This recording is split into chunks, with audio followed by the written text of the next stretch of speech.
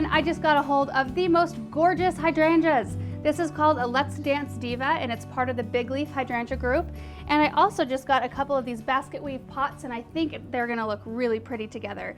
But I really just wanna focus on this hydrangea because I think this is a great variety to start out with for any beginner gardener or for anybody wanting to delve into the world of hydrangeas. The thing that makes this variety so wonderful is that it blooms on both old and new wood.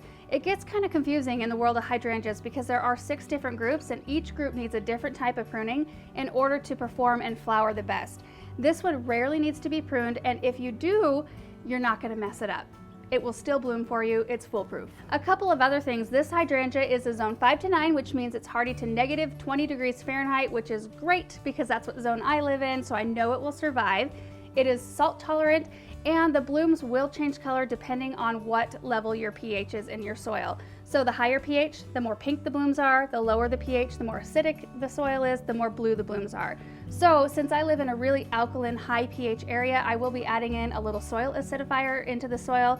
You can add a soil acidifying product or aluminum sulfate to help the blooms turn blue. We are on our back patio right now, and this is where the hydrangeas are gonna live, right by this set of French doors.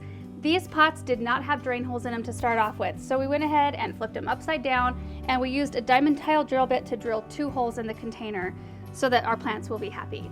One other thing, I am going to make sure to put the containers on a clear saucer. You won't be able to see this, but it will protect the surface. So I'm just gonna plant them up and then I'll show you how they look.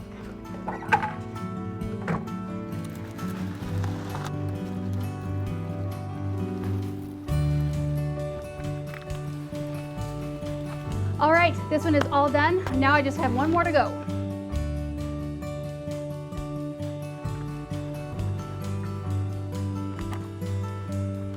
This area gets about 4 to 5 hours of morning sun, which is perfect for these plants. It'll keep them happy and performing and healthy, but it's also an area that's protected from the afternoon sun. It gets above 110 here, and that scorches these poor little plants. So you may live in an area that's more mild, where they can take more sun, but you'll just have to gauge it depending on your weather and ask your local nursery. They should be able to tell you what they need. The last thing is wintering your shrubs over in containers. The best thing for you to do is when you go to look for a shrub for your container, choose one that is 1 zone lower than your growing zone. So if you live in a zone 5, choose a shrub that's a zone 4, and that way you have a little bit of a buffer. These hydrangeas are a zone 5, and I live in a zone 5, but they are right up against the house and they have quite an overhang for protection.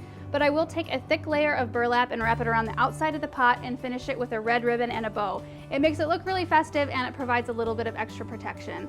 I also water every 2 weeks. Put it on the calendar, water every 2 weeks so that they don't dry out. And that will help them get through the winter. Well, that's it, you guys. Thank you so much for watching, and we will see you in the next video. Bye.